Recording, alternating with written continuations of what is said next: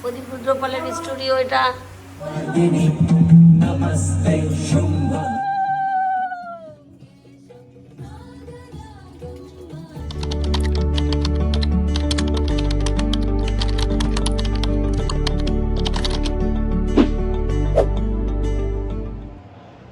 Welcome back to my channel পূর্ণিমার লাইফে একটা নতুন ব্লগ নিয়ে চলে আসলাম।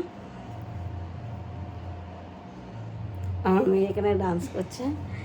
রেডি হয়ে গেছি, আজকে very very very spacious day. তো special day, very very special day, আজকে মায়ের আগমনী। তো রেডি হয়ে গেছি, অনেক তারা মানে যুদ্ধ করে আমার রেডি হতে লাগে। সকালবেলাটা ঘুম থেকে উঠে ওই বাড়িতে যাওয়ার যে একটা তাড়া থাকে, আর সব থেকে বড়ো কথা মা আসে আমার মা বাড়িতে, বাড়ির মাকে নিমন্ত্রণ জানাতে। তো নিমন্ত্রণ করে যাওয়ার পর তারপরে রেডি হওয়া, মেয়েও রেডি হয়ে গেছে। বাড়িতে যাব, আমার আউটফিটটা এই যে, আমার আউটফিট আজকে একটা কন্যা করে আউটফিট, কোটা আর জামদানির পাড়, খুব সুন্দর শাড়িটা। কিন্তু আমার ব্লাউজ তৈরি করা হয়নি, যেহেতু আমাদের ওষুধ চলছিল।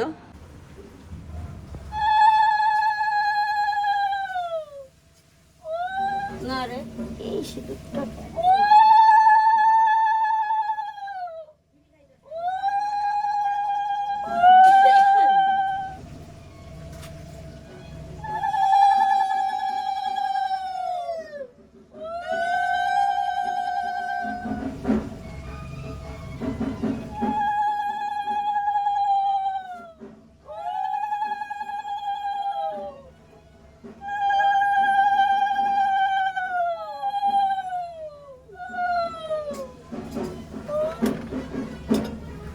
গায়ে দিয়ে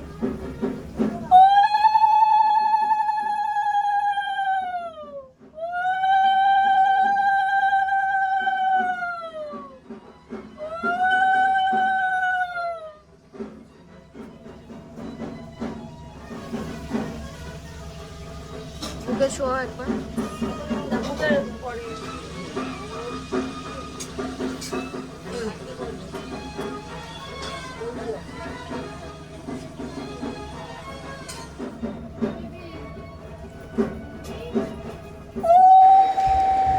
এক এক করে সবাই আমরা মায়ের বরণ করে নিলাম। আমি, বোন, তারপরে আমার বান্ধবী, কাকি, মা, দিদি, ভাইয়ের বউ, সবাই মিলে আমরা মাকে বরণ করে নিলাম। আর আমাদের মায়ের ঘর তো ছোটো, আপনারা সবাই জানেন। খাটটাই সবাই ওই খাটে গিয়েই বসে। আর আমাদের একটা রিচুয়াল আছে, সেটা হচ্ছে বেদিটা আমরা দুধ দিয়ে ধোয়াই। মা যখন ওঠে তো দুধ দিয়ে বেদি ধোয়ানো হচ্ছে। সবাই মিলে আমরা দুধ দিয়ে, অনেক দুধ দিয়ে মায়ের বেদি ধোয়ানো হয়। মা উঠে গেছে গাড়িতে, এই আমরা এখন বেরোবো। সবাই বেরোবো। তুমি লেটকে বসো।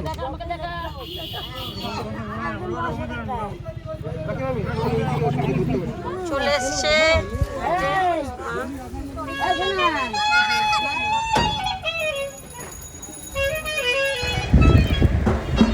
আমরা গঙ্গার ঘাটে চলে এসেছি। একদম ভরা জোয়ার, সব লাইন দিয়ে সারি সারিভাবে বসেছি। সামনেই এসেছিল একটা চা আলা, তো চা খেলাম সবাই মিলে, লিকার চা খেয়েছি। আর আমার মেয়ে ওখানে গেছে ফটো তুলতে, তো কিছু ফটো নিল, রিলস বানাবে বলে ফটো নিল, ভিডিও করলো। মা নামলো, মাই ঘট বিসর্জন করায়। মা বিসর্জন করাবার পর মাকে স্নান করায়। তো আমরা ওখানে সবাই বসেছিলাম। মাই এই কাজটা করে, আমরা কেউ করি না। আর আমার মা এগুলো করতে খুবই এক্সপার্ট। যে কোনো পুজো মায়ের থেকেই, মানে একটা জেনেটিক ব্যাপার থাকে, তো সেটাই আমি পেয়েছি। আমার জেনেটিকটা আবার আমার ছেলে পেয়েছে।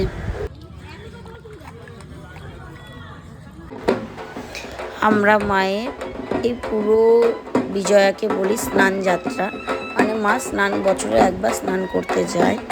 তো মা এখানে মাকে স্নান করাচ্ছিল। আমরা সবাই মায়ের চরণে এক এক করে জল দিয়ে মায়ের চরণ ধুইয়ে তারপরে আমরা ক্রিয়াটাকে সম্পূর্ণ করি। তারপরে ওখানে বসে যত মানে আমরা যারা যারা সব আত্মীয় স্বজন পরিজন গেছিলাম, সবাই মায়ের চরণ একে একে ধোয়াই, মায়ের কাছে মনের কথা বলি, মাকে জড়িয়ে ধরি। তারপরে আমরা ওখান থেকে বেরিয়ে যাই, রওনা দিই মাকে আনতে যাওয়ার জন্য।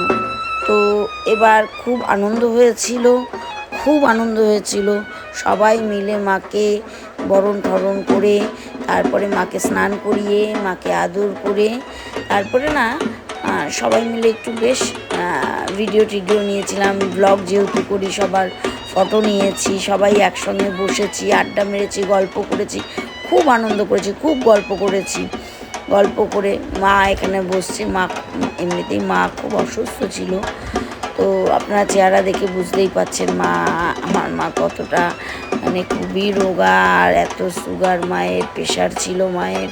তো সামনে ছিল একটা ফুচকাওয়ালা এসেছিলো, তো সবাই মিলে বাচ্চারা বায়না করলো, সবাই এক এক করে ফুচকা খেলো, সবাই মানে কেউ বাদ যায়নি। মানে ফুচকাওয়ালার অর্ধেক ফুচকা মানে আমার বাড়ির লোক সব শেষ করে দিয়েছিল। তো ফুচকা টুচকা খেয়ে হয়তো আপনারা বলবেন যে মাকে আনতে গিয়ে আপনারা টক খেয়েছেন বা আমরা এগুলি কিছু করি না, কারণ ভগবান খাওয়ার আহার যোগায়। ভগবানের উপরে আপনি কখনোই যেতে পারবেন না, সে যা জোটাবে আপনি তাই পাবেন। তারপর আমরা বেরিয়ে পড়লাম মাকে আনতে যাওয়ার জন্য প্রদীপ রুদ্রপালের স্টুডিওতে। এই যে মা কেমন হয়েছে দেখুন, দেখে বলুন মা এত অপরূপ সুন্দরী হয়েছিল। আমরা মায়ের রূপ নিয়ে কমেন্টস করতে পারি না, সে যেমনই হবে সে সুন্দর। এই যে প্রদীপ কাকা, মানে এর ব্যবহারের কোনো তুলনাই হয় না, মানে এত ব্যবহার এর ভালো। সব স্টুডিওতে বসা, প্রদীপ রুদ্রপালের স্টুডিও এটা। ওমা নাও জলটা নাও, মুটকি কই তুমি খাও। আমার মেয়ে হচ্ছে ফটোশ্যুট করছে একদম, আমরা এখানে বসে আছি।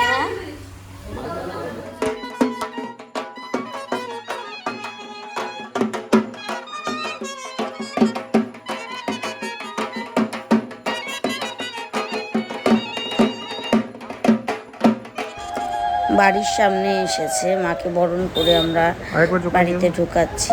এটা হচ্ছে মায়ের বরণ। এক মাকে বরণ করে আমরা বিদায় জানাই, আর এক মাকে বরণ করে মাকে স্বাগতম জানাই। তারপরে আর আমাদের বাড়ির প্যাসেজ খুব খুব খুব খারাপ, আপনারা কোনোদিন ধারণাই করতে পারবেন না যে এই জায়গা থেকে মা ঢোকে কী করে, মায়ের মূর্তি কী করে ঢোকে, মানে একটা অদ্ভুত। মায়ের কৃপা না হলে এইটা সম্ভবই না। আর মা এত সুন্দরভাবে ঢোকে। এখানে মা বসে গেছে একদম সুন্দরভাবে, খুব সুন্দর করে। মা আসলে পরে মাকে মিষ্টি দিয়ে বরণ করা হয়, মানে মাকে মিষ্টি নিবেদন করা হয়, আর সেই মিষ্টি আমরা সবাই মিলে গ্রহণ করি। তারপরে মায়ের সামনে বসে বেশ কিছু সময় কাটাই, গল্প করি, মানে মাকে ফিল করাই যে মা তুমি আমাদের জন্য যেরকম আমরাও তোমার সঙ্গে সেরকমই। তারপরে দিন চলে গেছিলাম, একটা অনুষ্ঠান ছিল, আমার দেওরের এই মেয়ের জন্মদিন ছিল।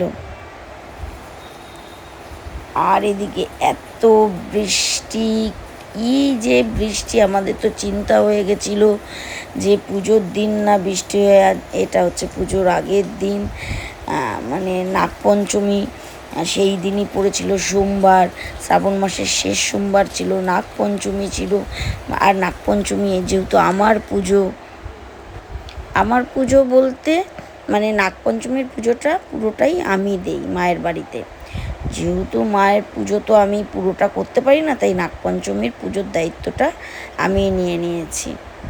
কালকে রাত্রির থেকে বৃষ্টি শুরু হয়েছে, মানে বৃষ্টি থামার কোনো নেই।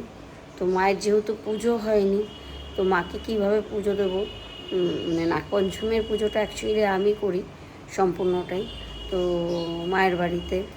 এবার মায়ের তো আর ঘটে স্থাপিত নেই, তাই কোনো রকমের নৈবেদ্য দিয়ে মায়ের এবছরে নাগপঞ্চমীর পুজো হবে। বাজারে তো যেতেই পারছে না, তাও গেছে পুরো ভিজে, মানে এত বৃষ্টি হচ্ছে, কালকে কি হবে কে জানে। কালকে তো মায়ের পুজো, আর মায়ের বাড়ি একদম ছোট জায়গা, আপনারা সবাই জানেন যে মায়ের বাড়ি খুবই ছোট জায়গা। এরকম বৃষ্টি হলে এত লোকজন কোথায় বসতে দেবে। আর যেই ক্লাবটা ভাড়া করা হয় সেই ক্লাবটা গেলবারও ভাড়া করতে পারেনি, রবিবার ছিল। তাদের একটা রুলস ছিল যে ক্লাব ভাড়া রবিবার দিন দেয় না। আর এবছর অন্য লোক ভাড়া করে নিয়েছে, আমাদের মানে হয়নি ভাড়াটা, যেহেতু গেল বছর আর লিস্টে নাম ছিল না। আর যে ভাড়াটা নিয়েছে সে বুঝতে পারেনি, তো অন্য লোকের ভাড়া করে দিয়েছে। যাই হোক, সেই বাড়ির সামনেই করা হবে, পার্সেল বক্স করা হবে এবছরও, রান্নাবাড়ি ওই বাড়ির সামনেই করা হবে। তো এত লোকের আয়োজন, এত লোক কোথায় বসতে দেবে, কি করবে, মানে একটা খুব এম্বারেসিং ব্যাপার। তো ঠাকুরকে ডাকা হচ্ছে যেন বৃষ্টিটা যেন না হয়, কিন্তু নিম্নচাপ যেহেতু জানি না কি হবে। তো আজ এই এখন বাজে হচ্ছে 1:15, তো উপরে মন্দিরে, বাবার মন্দিরে যাব, এখন পুজো দেবো, দিয়ে তারপরে মায়ের বাড়িতে যাব। সুবলদা চলে এসেছে, মায়ের পুজোয় বসে গেছে। নাগপঞ্চমীর পুজো যেহেতু আমার, তো আমাকে থাকতেই লাগে। তো সুবলদা আগেই চলে এসেছিল, এত বৃষ্টি হচ্ছিল, দাদা আসার পরেই আমি এসেছি। তো পুজো এত সুন্দরভাবে হয়েছে, খুব সুন্দরভাবে। মাকে কোনো রকম মালা পরানো যায়নি, যেহেতু মায়ের পুজো হয়নি, ঘট স্থাপিত নেই, তাই ফটো দিয়েই পুজোটা হয়েছে এবছর। মাকে কেমন লাগছে, এত সুন্দর লাগছিল না সেই মুহূর্তটা। বন্ধ মা এত মানে একটা অসপিসিয়াস একটা মুহূর্ত লাগছিল, আমি বলে বোঝাতে পারবো না, এত সুন্দর লাগছিল মাকে ওই মুহূর্তটাতে। তো এই যে মায়ের পুজো, এবার তারপরেই রাত্রিবেলা, ওই দিনই রাত্রিবেলা অধিবাস। পুজো সম্পূর্ণ, শান্তির জল নাও। পুজো কমপ্লিট হয়ে গেল মায়ের, খুব সুন্দর পুজো হয়েছে। দুপুরবেলার পুজো তো খুবই সুন্দর হয়েছে। এখন রাত্রির 11টা বাজে, মায়ের অধিবাস হচ্ছে। মায়ের অধিবাসটা আমাদের খুব খুব ইম্পর্টেন্ট। ওই দিন মায়ের, তারপরে আলার যে আমাদের যে আলা হয়, আলার অধিবাস হয়, মানে একটা এত সুন্দর স্পিরিচুয়ালিটি, মানে ফিলিংস, মানে সত্যি আগেকার দিনের যে পুজো, যে নিয়ম, এখন তো সেগুলো দেখা যায় না। যেহেতু আমাদের জমিদার বংশের পুজো, বাংলাদেশের পুজো, আমাদের পুজোয় অনেক নিয়ম, ইভেন এই নিয়মগুলি সব সিক্রেট, এগুলো বলা যাবেই না। অনেক কিছু হয় অধিবাসের সময়, তো এত সুন্দর। আর আমাদের অধিবাসটা রাত্রেই হয়, সবারই অধিবাস রাত্রেই হয়।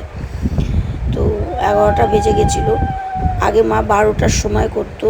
মায়ের শরীরটা খারাপ ছিল বলে আমরা এবছর খুব তাড়াতাড়ি করি, তাড়াতাড়ি বলতে তাও 11:30 প্রায় ছিল।